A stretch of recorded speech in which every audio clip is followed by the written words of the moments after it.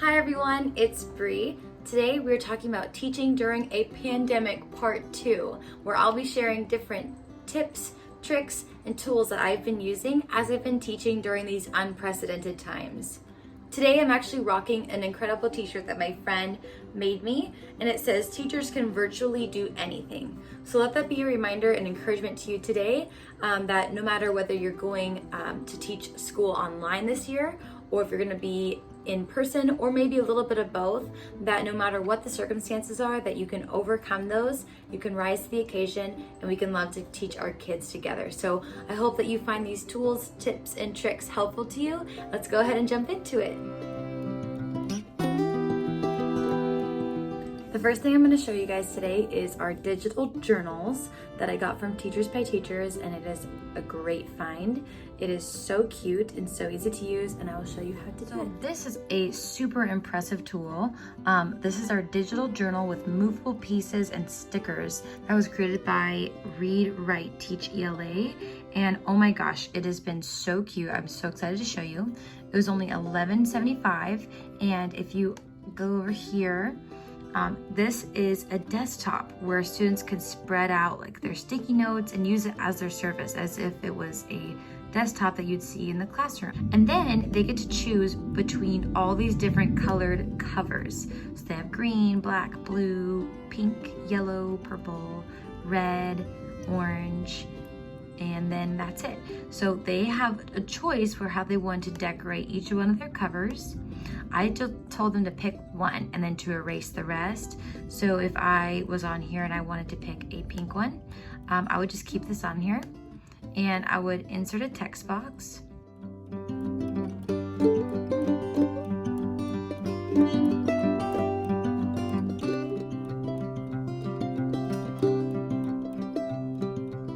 Then you can actually decorate the cover by dragging and dropping the stickers. So if I like this really cute little heart, I can pull it over here. If I like this guy, I can put it there.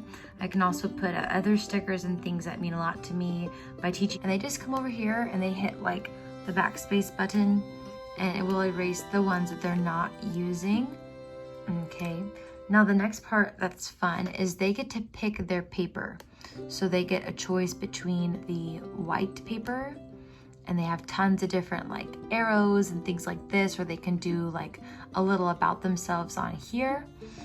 Or if they like having lines, they have the same thing on this page where they can do like a little written about me here, our week 1 journal entry. So we have like the prompt here. We tell them that they need to write in at least 5 sentences or a paragraph. And they just page number it by what page they have in here. So if I didn't choose the lines, I would just erase this one. So I have my intro about me here. This would be page probably 1. This would probably be page 2. So this is what we do for their digital journals, and they would submit this into Google Classroom just like this. Okay, so now that you guys have got to see the digital journal, I'm going to share with you my second tip, which actually ties into the journal, which is creating an email template. What this looks like is whenever you're leaving comments or feedback for students, this feedback is going to be like ready to go, easy to use, and ready for you to send, especially if you have a lot of kids. This is very helpful when I have to grade a lot of things in a little amount of time, but want to provide some very constructive feedback. There's Bear just moving around. But anyway, so hopefully this helps you. I'll show you how I set up my template. I'm trying my hardest not to break any FERPA violations by showing names, so I'm just going to show you this quick setup and then I'm going to zoom in on everything.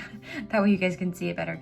So over here we have Power Schools. This is where I actively put in the grades with everything. And then over here is where I have their weekly journal. And below I have my notes tab, which is where I keep my templates, and I'll show you how I use those for my journal entries. I'm blown up, so just ignore the stuff on the side here, but what you see here is kind of what I use while I'm grading journals. I'll do this for a lot of different things like emails, things like that, of frequently asked questions, or frequently given responses to things. So for example, let's say I'm grading journals and I noticed that a lot of them are like either incomplete or incorrectly attached. So what I'll do is I'll come over, I'll highlight this, I'll say submitted a blank/incomplete document. Please fix and resubmit. So this allows me to give thorough feedback without having to write it like 32 times.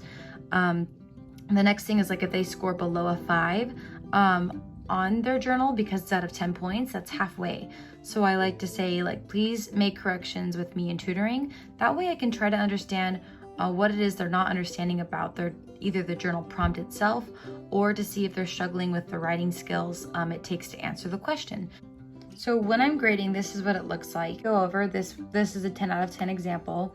So I would go over and I would just come over to my 10 out of 10, copy and paste into those private comments, okay? So if you come over here, I do say, great job on answering the prompt. Thank you for sharing your thoughts on this. Keep up the hard work. So this is a great way for me to positively affirm students who are doing a good job. Okay guys, so the next tip I'm going to share with you is actually kind of more of a tip and a resource. I'm kind of combining the things that I'm doing because I realize they're really intertwined, and I don't like to waste time on things that are already done, like why reinvent the wheel, especially when we have so much to grade and so much to keep track of, like emails, accommodations, etc. So what I'm going to show you today is something called Carnival Slides. Perhaps you've heard of it. Carnival Slides is a website that they have super cute templates to make slideshows and presentations. And then in addition to that, I'm going to show you how to turn those beautiful presentations into Pear Decks. So yeah, hang on, it's going to be fun. So I've been calling it wrong, I guess. This is actually called Slides Carnival. I don't know if that makes a huge difference, but I'll drop that URL in there in this video for you guys. But here's what they have, okay? So they have all these different templates at the top here. You can go for so many different ones. They have it by color, formal, inspirational, creative, simple, startup, elegant, playful, business. Like they have every sort of template you're kind of looking for. So they're creative and super cute. I just recently used this one. It's very flowy and very happy. If you know me at all, this is like me in a slideshow. So just it's up to you. There are no limits to what this website can do and what you can do with it. It saves you a ton of time if you like to have aesthetically pleasing slideshow presentations. This is your thing to use. So anyway, so what you will do, if you decide to use this, you can click either one of these, use as a PowerPoint or use as a Google Slides theme, and it's going to show you the full presentation. You're going to come over here to the corner where you click Use Template, okay? It might take a second to load, that's okay. And it's going to make a copy for you if you use Google Slides, okay? So on this, you can do whatever you want with it, whatever you want. And I'm going to show you what I do with the slides after I've added content to them. So as promised, I'm going to show you on this part of the video how to add Pear Deck add-ons to your slides. I'm going to go to add-ons, and you're going to add Pear Deck as one of the add-ons, okay? And then from there, you're going to open, and a little menu bar is going to pop up on the side here. And then from there, after you add all the curriculum, you're going to present your lesson. So I'll show you what I did. Already on mine, this was for Panther Plus. It's kind of like a university success for 6th grade, basically. And so we did like a reflection here. So what I said was, in Panther Plus, how do you feel about your first 5 weeks of school? Okay, so for this one, I actually created an option board for my students. So I'm going to show you what I did. I went over to add-ons. I went over to my Pear Deck, open, okay. And so what I did was for this one was where students choose an option.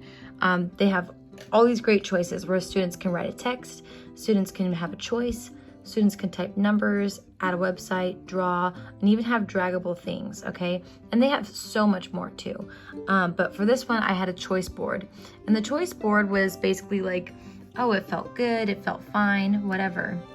And if I was presenting this in real time, if I present this lesson, I have a choice to do it either student paced or instructor paced. I like to do this during my Google Meets. That way students can do it with me. But if students aren't going to make it to your live sessions or you don't have live sessions, this is good for them to do student paced activities, okay?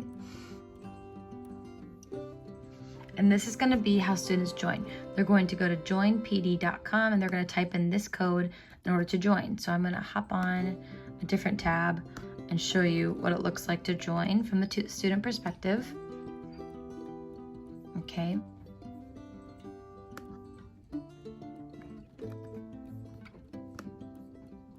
Okay, so I'm going to enter this code. And it's going to ask them how you're feeling. They don't have to answer this question. They can skip it, but I'm feeling happy today. So we're going to go with that.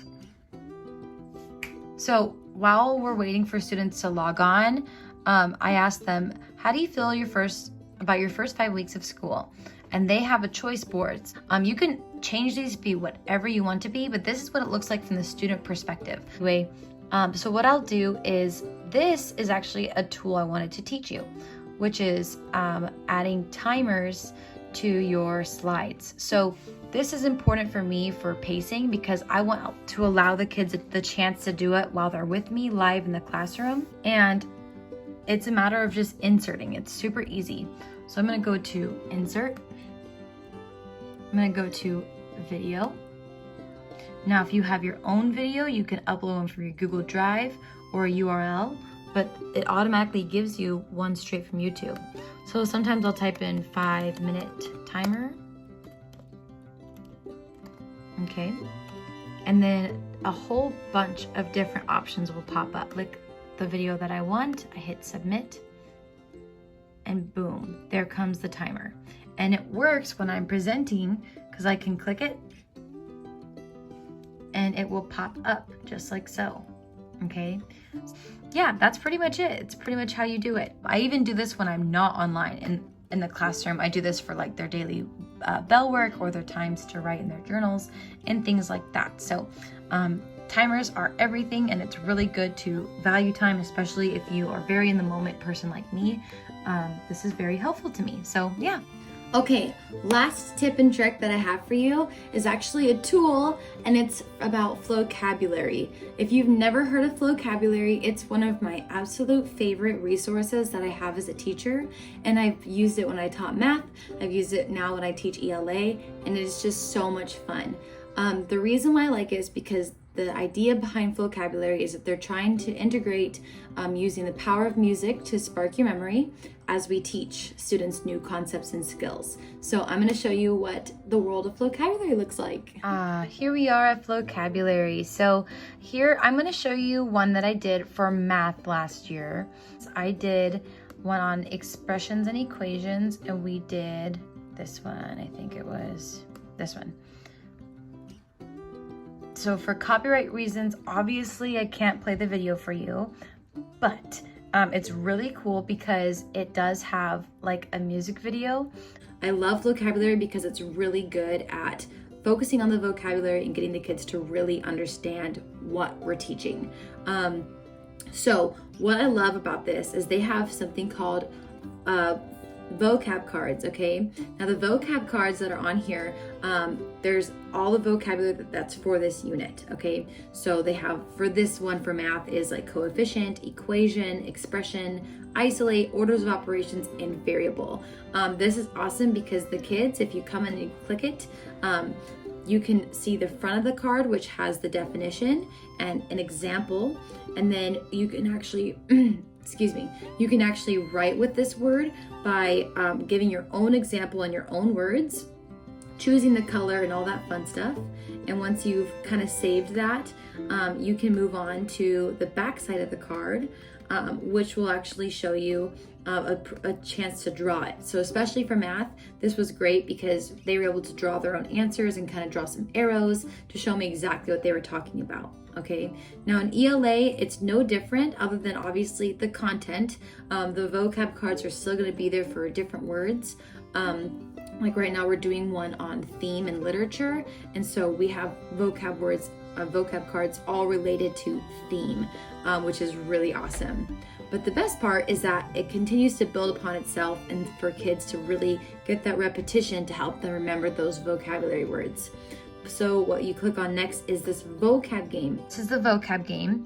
If I come over here to start, it's gonna build a beat, and every time we answer a question, we're gonna earn new instruments that's gonna add to the beat.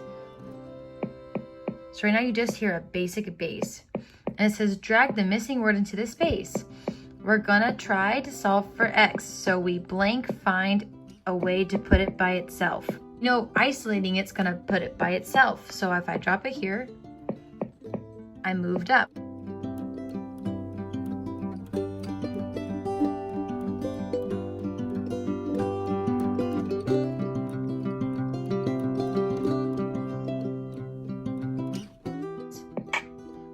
And now I got a new beat, and it's gonna continue to ask me questions that I have to drag and drop. Now I'm gonna do an example if I get one wrong. So pretend I don't know this and choose isolate. It's gonna tell me right away, no, that's not right, but it should have been expression. So it actually teaches them as they go. And the kids are super motivated by getting all the instruments of the band to hear what the song sounds like at the very end. It uses our vocabulary words in context, and it gives the students a chance to read the text above and obviously respond accordingly. So for example, it says, which one of these is an equation? Students would have to go through and pick which one was an equation. Again, when I click it, we confirm the answer. So yes, it checks out. So let's try to get this next one wrong. So I'm going to pretend I don't know and say I'm gonna add 6. So I'm gonna say add, and we're gonna click, oops, confirm answer. Now it's gonna tell me I got this wrong, and it's actually gonna tell me what the correct answer was and why it's the correct answer. Okay, so the next part we have is the quiz. The quiz is awesome because it's always out of 10 points. So I'm able to easily assess and determine how my kids are doing based on these quiz scores. But honestly, the most fun part about the vocabulary is the lyric lab. And I always do this for extra credit because it's a great way to get kids thinking, get them grooving, and get them out of their shells. The first couple times I did this, I made them mandatory. That way kids could feel fun and silly and kind of let loose. So this is it gives you a chance. It has a word bank over here. There's 6 total words, and your job is to use all 6 of them in a rap or a rhyme or in a tune to the song. So you can actually come down here and you can pick your beat. This is on 360, so I'll let you listen to this. And you can kind of decide if you like the beat and if it goes with the rhyme you're wanting to go with. You can also switch it up. This is the one that I wrote my rap to, and I'm gonna give you a little debut of what that looks like. Performing live for you on the internet is me. Just kidding. But seriously, I'm going to perform for you the lyric lab that I made, and I'm gonna go ahead and read my lyrics on my screen. So, yes, it's true. Equations, they got an equal sign. Basically, both sides of the expressions that have to align to each other. But hey, we got a problem. We got a missing number, and our job here is to solve it.